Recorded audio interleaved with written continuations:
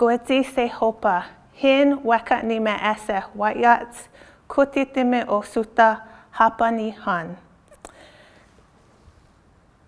First, I would like to acknowledge the Kanaka Maoli, specifically the people of the Apua'a, Manoa, whose land and community we sit right now. I speak as a visitor in their homelands. Second, thank you, Kyle. I want to take Kyle's examples of symbiotic mechanisms one step further.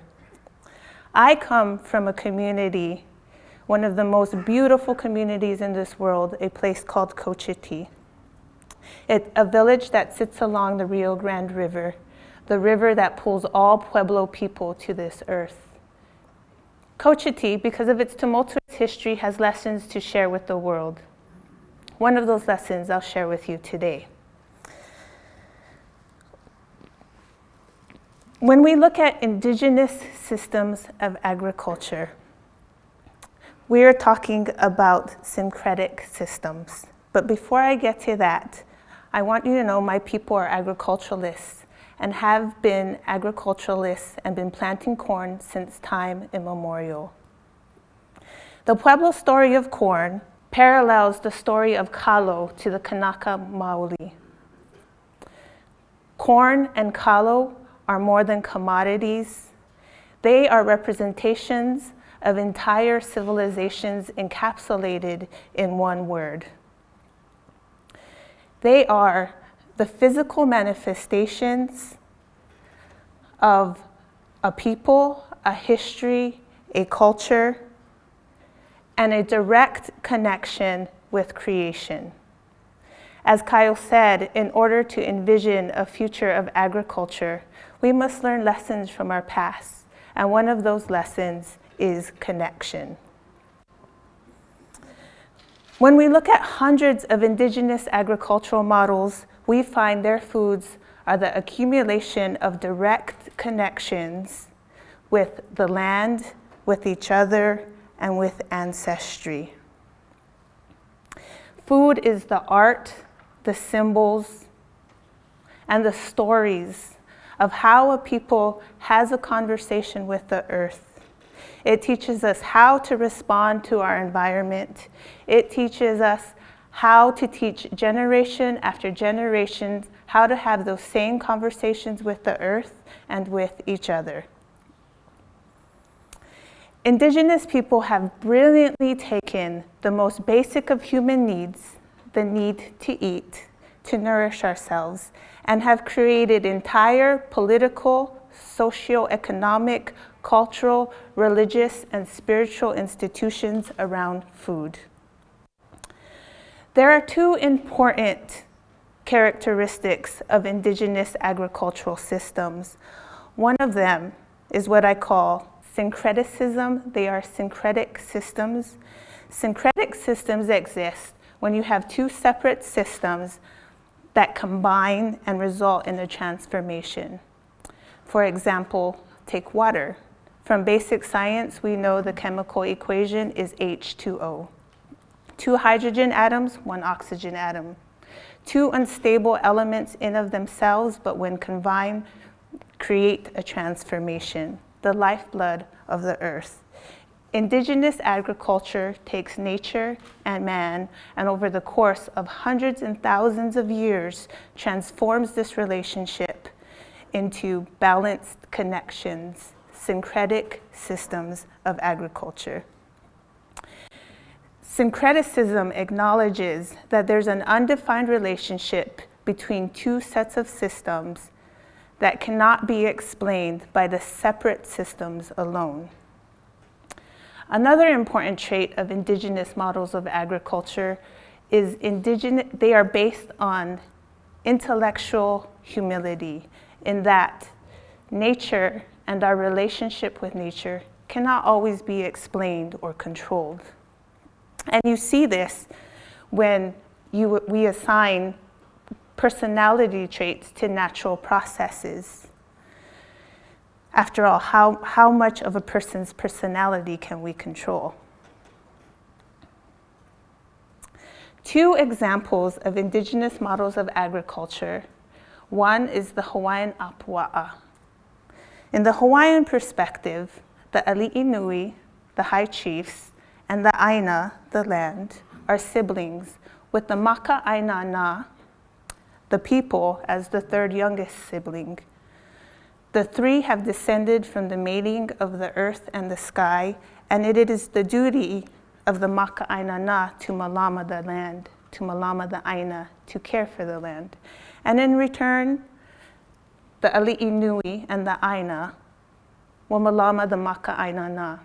Here again, we see the amalgamation of nature and man. The Apua'a, the land divisions that span from Uka to Kai, are intensely managed and connected. So when there's one issue in one part of the system, the entire system is affected. The second example of indigenous agriculture is Pueblo agriculture. In Cochiti, like other Pueblos, we are as much a part of the land as the land is a part of us. The result is a complex governance system that connects secular and religious, man and nature. And we remember this relationship daily when we pull the weeds from our fields, when we plant the seeds with our water, with our prayers and hope, cook the foods that we grow, and ingest the world with each bite we eat.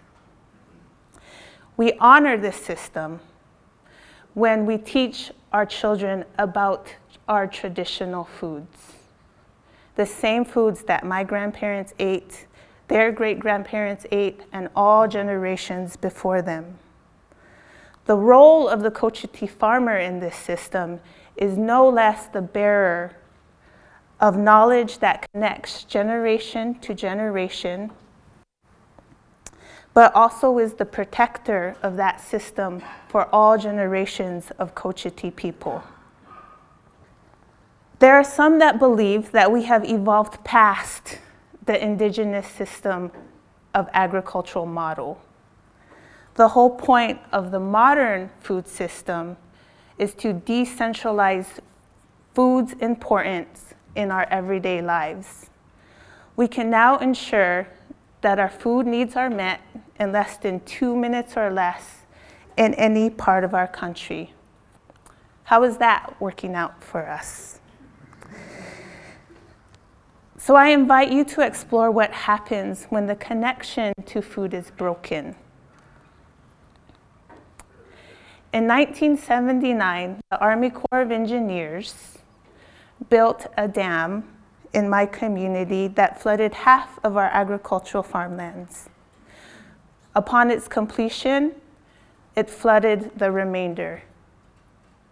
Within 10 years, we saw our first cases of diabetes, of heart disease, of obesity, and the deterioration of our native language, Keres, the channel which transmitted our epistemology, ontology, and value system from one generation to the next. So how and what are the lessons that we learn from indigenous agricultural models, these syncretic systems? Aside from placing indigenous lands in indigenous hands, first and foremost, it's learning about these systems. Indigenous people remain some of the most marginalized people of any society and often are the first to be disconnected from their lands for expansion.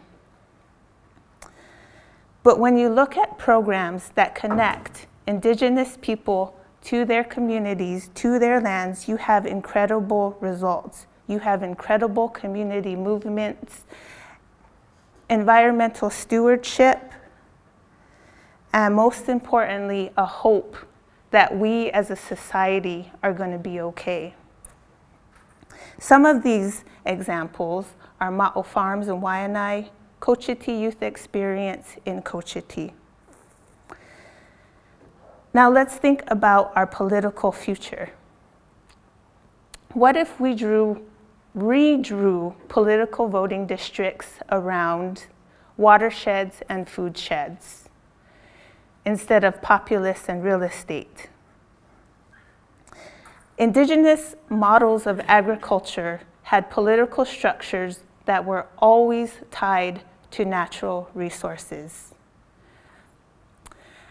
Lastly, my grandfather once told me, when we eat the food that comes from the seeds we plant, we take all the prayers of our ancestors and we create a direct connection.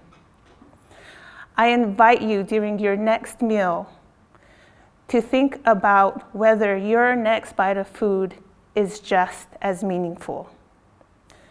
And when we can say yes to that question, a positive agricultural future will be directly tied to each one of us. Thank you.